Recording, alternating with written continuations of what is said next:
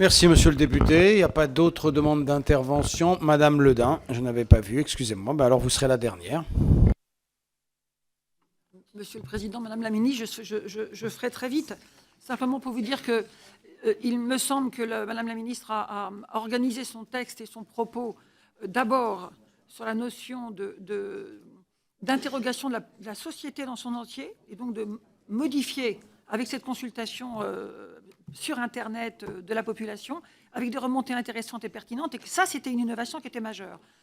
Ensuite, sur des concepts et des notions, des mots qu'on n'avait plus l'habitude d'entendre, la neutralité, la transparence, la protection, les garanties, des choses qui viennent en plus, la loyauté, des mots importants qui viennent se rajouter à nos fondamentaux républicains, que nous chantons désormais assez fréquemment, et surtout cette année, vu les drames que nous avons connus.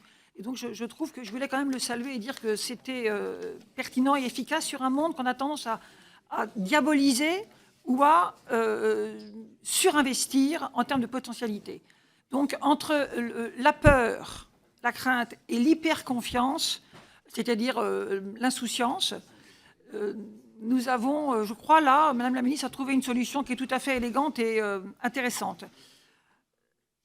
On retrouve également de grandes institutions que tout le monde avait oubliées, les CADA, la CNIL, l'ARCEP, et puis maintenant les SDTAN, qui sont le niveau territorial. Donc c'est aussi quelque chose de pertinent, le texte est bien structuré.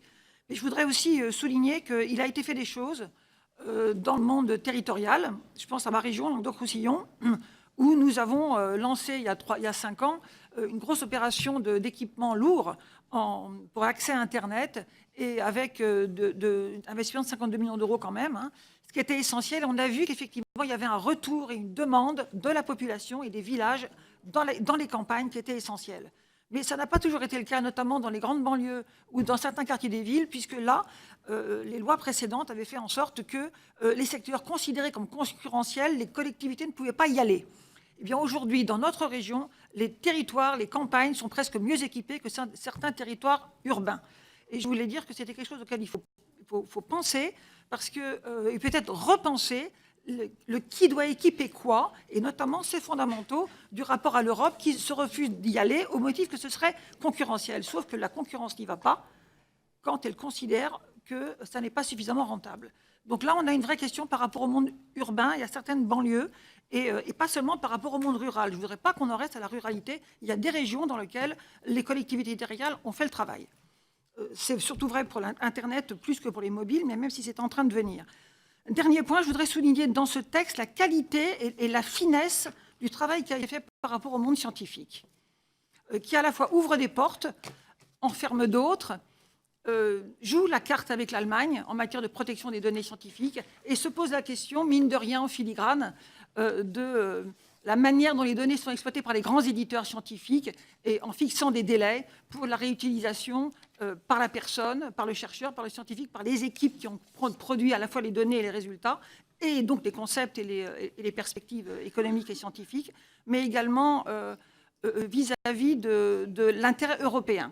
Et j'en profiterai pour dire que la question des publications scientifiques est essentielle puisqu'elles sont massivement en langue anglaise et qu'il y a peut-être à se poser la question de savoir pourquoi il y en a aussi peu en langue française et pourquoi nous aurions, nous, Français, francophones, dans une communauté scientifique nationale et internationale et européenne, qui aurait intérêt aussi à ce que le monde ne se diffuse pas qu'en une seule langue, même si j'ai bien conscience que l'anglais est le latin d'antan.